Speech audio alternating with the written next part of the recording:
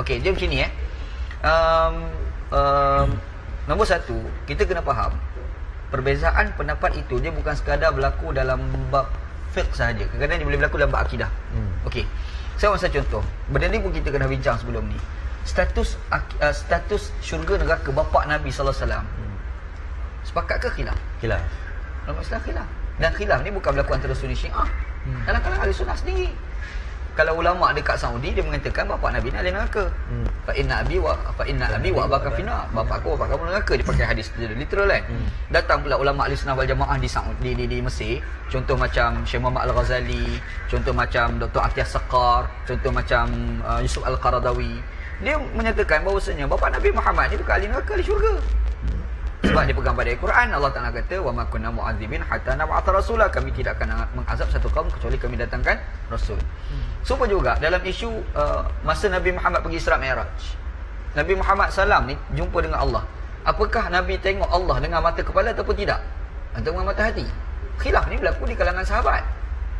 Antara Aisyah dengan Ibn Abbas. Aisyah kata tak boleh. Bahkan dia kata man za'ama anna Muhammadan ra'a rabbahu ayanan faqad kadzab.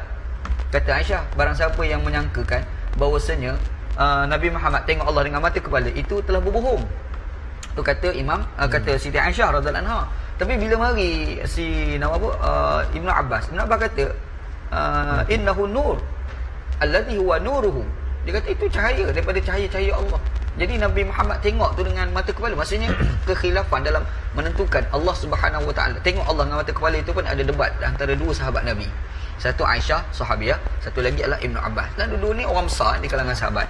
Jadi pun ada khilaf juga. Ada khilaf. Itu dalam isu akidah. Sebab itu Al-Imam Asy-Syatibi dia mengklasifikasikan ke akidah ni kepada dua. Satu dia panggil daruri, satu lagi dia panggil nazari. Daruri ni benda tak boleh berlaku khilaf.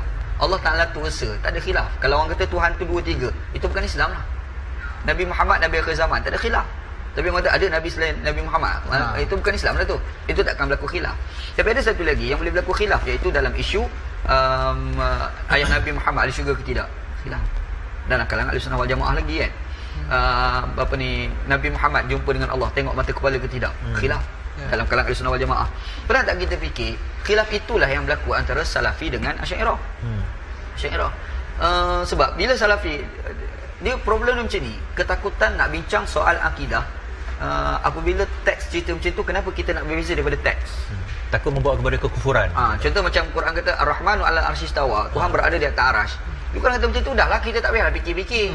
Ni kata geng Salafi. Kenapa kita nak fikir lebih-lebih? Sebab Tuhan kata mesti betul, tapi kalau akal manusia berfikir mungkin ada silap. Sebab akal ada kelemahan dia. Nampak kan? Ini cara fikir geng Salafi. Okay. Tapi dia kata tak adalah kita kata Tuhan ni duduk cokoh po kita. Ya dia. Bukan macam gitu ni, sebab ada satu konsep dia panggil tanzih. Pembersihan balik Tuhan daripada elemen-elemen makhluk. Allah Taala kata laisa kamitslihi syai'un. Allah Taala tidak menyerupai sesuatu pun. Nampak kan? Jadi dia kata ya Tuhan itu atas aras sebab Quran kata macam tu. Tapi macam mana serah pada dia, wallahu alam, jangan tanya lebih. Tapi mari Asy'ariyah kata sebab dia ada elemen filosofi di situ pemikiran. Cara berfikir tu ada elemen filosofi. Itu yang berlaku pada Asy'ariyah. Dan itu pun menarik juga sebenarnya. Iaitu bila dia kata kalau Tuhan itu bertempat, kalau Tuhan duduk atas aras, sebelum ada aras, Tuhan duduk kat mana? Soalannya kalau Tuhan duduk atas aras, okeylah kita contohlah diandaikan premis Tuhan duduk atas aras. Persoalannya yang timbul, sebelum ada aras, Tuhan dengan aras mana ada dulu? Mestilah Tuhan ada dulu. Bila Tuhan di atas aras, apa di atas itu lagi? Soalannya kalau Tuhan di atas aras, sebelum ada aras Tuhan duduk kat mana pula? Ya, betul. Dia soalan-soalan dia jawab, faham tak? Makanya datanglah Asy'ariyah, dia pergi debat balik tentang laisa kamitslihi syai'un. Dia pergi buat satu kaedah, dia panggil mukhalafatuhu ta'ala lil hawadis. Menyalahilah Allah Taala daripada benda-benda yang baru. Itu aliran Asy'ariyah. Asy'ariyah dia menuduh kepada geng-geng Salafi. Dia kata dia orang ni mujassimah, membentukkan Tuhan. Sebab apa mengatakan bentuk? Sebab Tuhan duduk atas aras. Duduk tu perbuatan manusia. Itu kan perbuatan makhluk. Bila makhluk mesti berbentuk, faham tak? Jadi dia kata itu bentuk.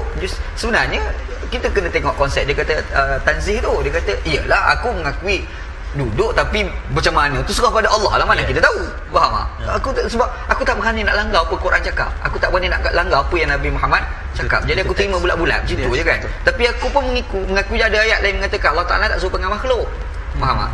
Itu ya debat dia. Sebab itu saya nampak isu ni adalah isu khilafiyah dalam pemahaman akidah. Dan kita sebenarnya tak wajarnya bergaduh sampai kita tak boleh nak duduk sama-sama, sampai kita bermusuh kan.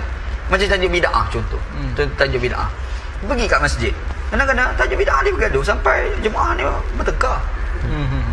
Dia kenapa nak bergaduh tentang bid'ah ataupun tidak? Tahlil arwah contoh, bid'ah. Sebenarnya kau nak buat tak nak buat sudah tu jelah. Nak buatlah. Lepas tu yang tak nak buat, duduk kat luar, nanti makan sama-sama. Masalah. Janganlah pula kita yang buat pergi orang yang tak buat tu. Entah ni tahlil bid'ah, makan tak bid'ah. Dia semua gaduh kan. Dia tak boleh macam tu sikap tu kan. Sebab saya rasa kadang-kadang kalau kita definisikan Wahabi itu adalah sikap keras ketika berinteraksi dengan perbezaan. Jadi orang Syairah yang jadi perangai Wahabi pun ada juga. Dia sebenarnya sikap, bukan pada nama, bukan pada label. Bukan label. Sebab label tu diberi oleh orang terhadap dia. Kan? Itu masalah. Tapi kita kena akui lah sebenarnya Ibn Taymiyah dengan Muhammad bin Abdul Wahhab adalah dua yang berbeza sebenarnya. Ibn Taymiyah lain, dia alim, dia mujtahid. Tetapi kalau Muhammad bin Wahhab, dia orang alim. Dia bukan orang yang amik fi ilmu fiqh. Dia tidak dalam ilmu fiqh. Dia tidak ada kedalaman. Jadi tak pelik lah kita nampak banyak kelemahan pada pendekatan Muhammad bin Abdul Wahhab. Betul. Kita nampak Faham.